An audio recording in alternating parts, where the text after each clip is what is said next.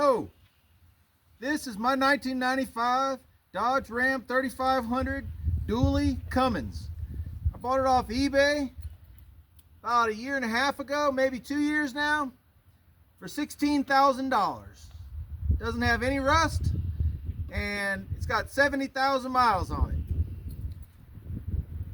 Two-wheel drive, so when I got it, I towed it home. Well, I towed the truck that I went down to Tennessee to pick it up with home, and then I hauled my tractor with it once, and then I took out the automatic transmission and I put in an NV 4500 and a 271 DHD, I think, transfer case.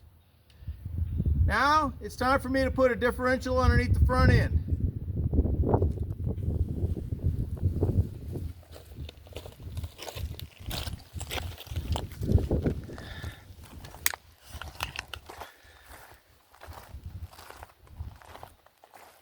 This is the chassis that I bought to get the transmission, the front end, and any other parts that I might need.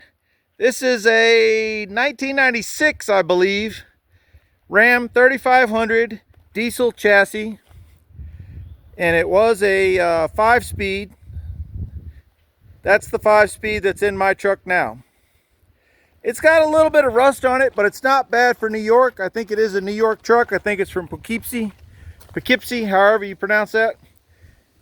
And I learned a lot by looking at this chassis. First thing I noticed is there's a seam right there. And that seam, from there forward, is a completely different frame than the frame that's on the two-wheel drive model. The arches that you see there in the frame are completely different, and in order to put this differential underneath my front end using this front suspension, I would need to either use this entire frame, which is the wrong length, or cut the frame and put the front half on mine.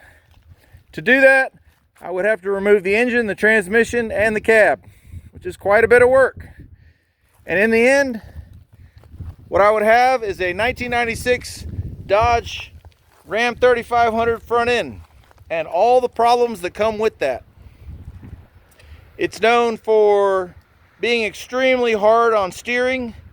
The steering has been known to go out unless you modify it significantly, to the tune of about $5,000 in modifications.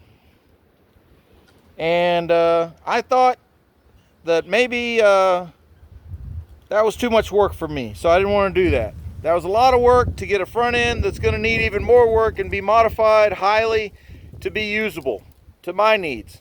Now, my needs are to tow an 8x16 dump trailer and to tow a tractor.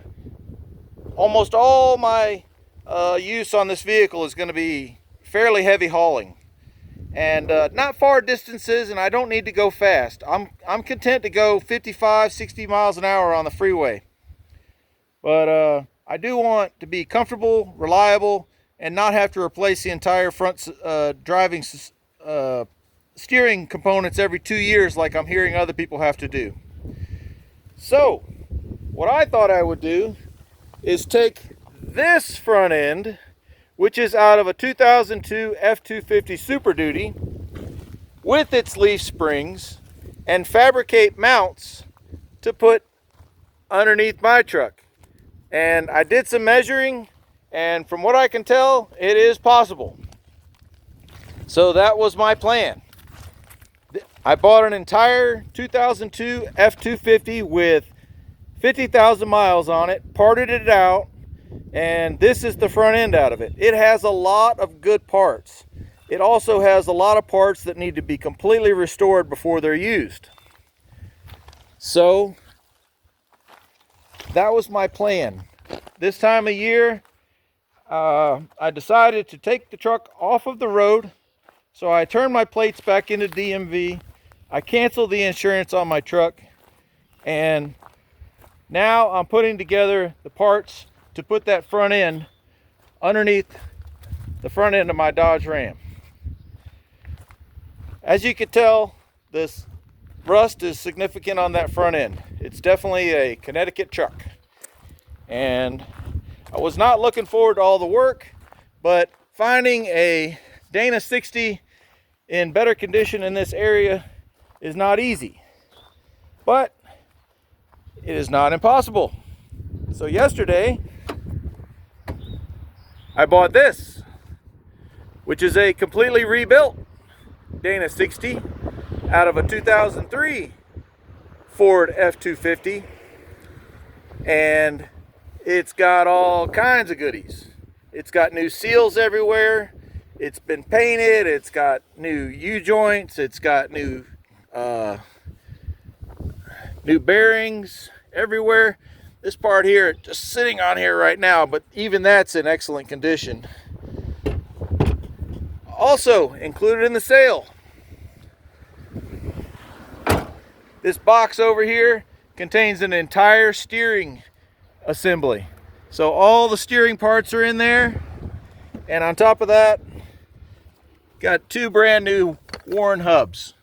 So I now have everything that I thought I had to rebuild on the other differential. I now have already rebuilt. So over the next coming weeks, I'm going to be putting together a plan and attacking that front end one way or the other. I'm going to put a differential underneath that Dodge Ram 3500, and it's probably going to be that Ford Dana 60. The front end I got has got 488 gears, and my rear end in my truck right now is 354 or 355, depending on who you ask. And the one that I have sitting over there, the Dodge Dana 60, is a 373. So I would be happy if it was 373, but just to get this project going, I'm going to go ahead and put the same 355 or 354 in the front end that I have currently in my truck, so I don't have to take my running truck apart any further than I have to right now, because really I would love to have this truck running within the next 2 months. So that's my new project. If you want to follow along, that's cool. If you have good suggestions, please let me know. I know everybody's going to have opinions about doing it this way or doing it that way, or saying that the old Dodge front end was perfectly good, but not in my opinion. So I'd just rather go with the Ford. I think the Ford steering and geometry is just better.